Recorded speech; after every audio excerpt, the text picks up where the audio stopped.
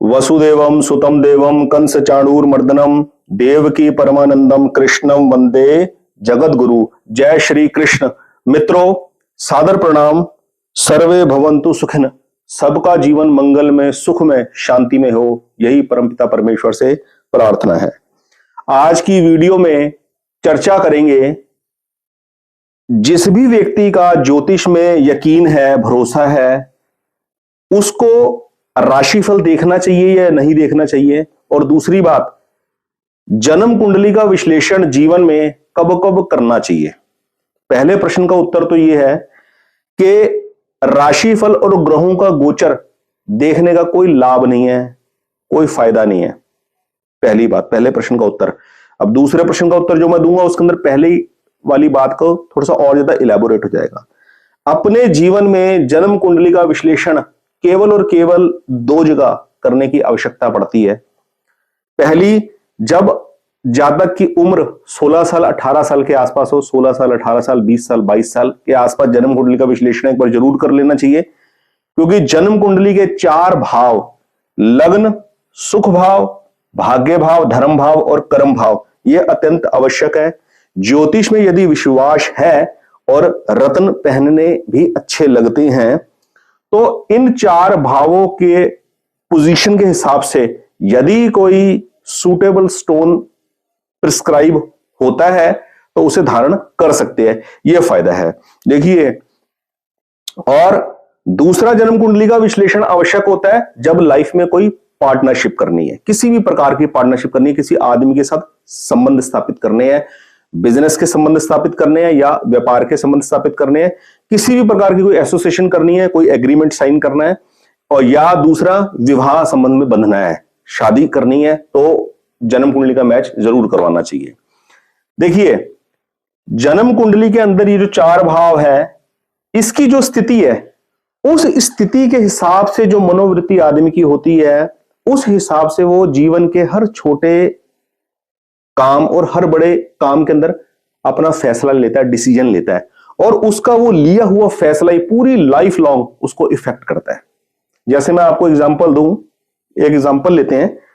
एक छोटी सी private job करने वाला एक आदमी स्ट्रगल कर रहा है अपनी जिंदगी के अंदर, और एक आदमी जिसने सरकारी नौकरी ले ली, जैसे मर्जी ले ली उसने। आज से 25-30 साल पहले भर्ती हो रही थी, पकड़ के उसको भर्ती कर दिया, वो सरकारी नौकरी में भर्ती हो गया। तब जॉब लेनी इतनी मुश्किल नहीं थी, या उसने अपने बलबूते पे कॉम्पिटिटिव एग्जाम क्लियर करके जॉब ले ली। एक सरकारी नौकरी करने वाले आदमी को हर महीने बिना किसी रुकावट के तनख्वाह मिले जा रही है, तनख्वाह मिले जा रही है, तनख्वाह मिले जा रही है। उसको कोई मंगल, शनि, राहु, केतु, चंद्र, बुध कोई तंग नहीं कर रहा, कोई उसके प्रतिकूल नहीं है। लेकिन एक प्राइवेट नौकरी करने वाला आदमी, एक मजदूर व्यक्ति, जिसको दिहाड़ी मिली, जिसको दिहाड़ी नहीं मिली, जिसको थोड़ी सी पूंजी मिली, वो भी बहुत अत्यधिक मेहनत कर कर, और उसके जीवन के अंदर फिर कई चीजों की कमियां रह गई, तो उसका क्या, उसके पीछे क्या शनि, राहु, केतु, मंगल क्या हाथ धो के पीछे पड़े उसको दुखी करने के लिए? ये सवाल का उत्तर खुद अपनी कॉमन सेंस से सोचने की आवश्यकता है। क्या यह संभव है कि एक आदमी यदि कंफर्टेबल जिंदगी जी रहा है, बिल्कुल, तो सारे ग्रह उसको कंफर्ट देने के लिए बैठे हुए हैं, सबके सब उसके अनुकूल बैठे हैं ग्रह, और कोई आदमी अगर जिंदगी में स्ट्रगल कर रहा तो सारे के ग्रह उसके प्रतिकूल हुए पड़े? ऐसा नहीं होता, ऐसा कभी भी नहीं होता। देखिए, एक ही जन्म कुंडली होने के 2 अलग अलग व्यक्ति होंगे तो दोनों का जीवन स्तर बिल्कुल अलग अलग होगा। यदि एक करोड़पति होगा तो जरूरी नहीं है कि उस समय, उस देश काल में जो दूसरा बच्चा पैदा हुआ होगा वो भी करोड़पति होगा, ऐसा बिल्कुल भी नहीं हो सकता। सबका अलग अलग जीवन स्तर होगा। जन्म कुंडली की मदद क्या मिलती है? जन्म कुंडली की मदद यह मिलती है कि जो इन भावों की स्थिति है, उन भावों के हिसाब से जो परिस्थितियां बनेगी, उस परिस्थितियों में वो क्या फैसला लेगा, वो एक लिया हुआ फैसला पूरा लाइफ लॉन्ग चलेगा।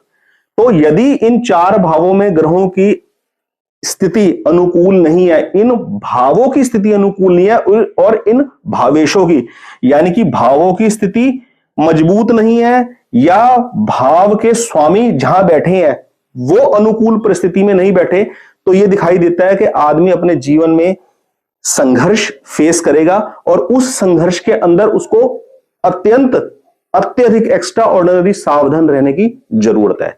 बस इतना सा ज्योतिष का यूज है 18-20 साल की आयु के आसपास, या जब वो किसी एसोसिएशन में बनता है 2 टाइम। ये 2 टाइम एस्ट्रोलॉजी की ऑब्जर्वेशन लेने की जरूरत है। बाकी ये गोचर राशिफल से कुछ नहीं होने वाला, इसका कोई फायदा नहीं है जीवन में।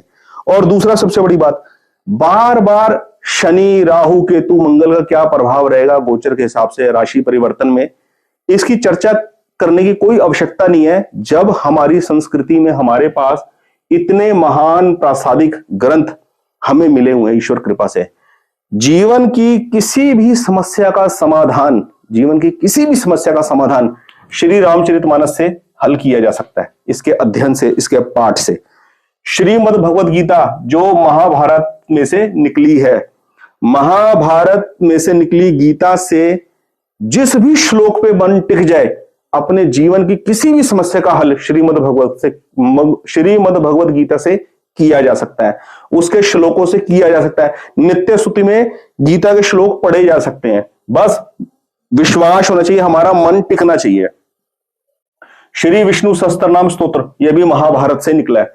विष्णु सहस्त्रनाम का पाठ, श्री शिव महिमन स्तोत्र, श्री हनुमान चालीसा, जब इतने महान प्रसादिक, इतने पावरफुल उपाय हमारे पास ऑलरेडी पड़े हुए हैं, फिर ये मंगल शनि राहु केतु बुरा कर रहे हैं, वो खराब है इसलिए जन्म कुंडली में ऐसा हो रहा है, इसकी चर्चा करने का कोई औचित्य नहीं बनता। इनसे डरने का कोई औचित्य नहीं बनता। केवल भगवान के प्रति शरणागत होकर, उनके प्रति समर्पित होकर, केवल और केवल अपने कर्तव्य कर्म के ऊपर आदमी फोकस बनाए और अनचाही कामनाओं के वशीभूत होकर कोई गलत डिसीजन ना ले, कोई अपना फेक एक्सपोजर ना करे, कोई झूठा कमिटमेंट ना करे।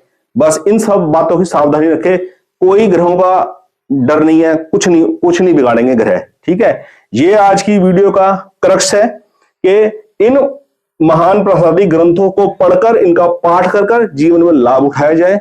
और जन्म कुंडली का जो इस्तेमाल है वो मैंने आपको इन 4 भावों का विशेषता बताया। इन 4 भावों के अलावा विवाह वाला भाग भी इंपॉर्टेंट है और पंचम भाव भी इंपॉर्टेंट है, पर इसमें करने की कोई आवश्यकता नहीं होती। इसमें प्रारब्ध काम करता है पूरे का पूरा, संतान पक्ष में और विवाह पक्ष में पूरे का पूरा प्रारब्ध काम करता है। अगर पुरुषार्थ करने की आवश्यकता है, पुरुषार्थ करने की आवश्यकता इन 2 भावों में पड़ती है, धर्म भाव में और कर्म भाव में।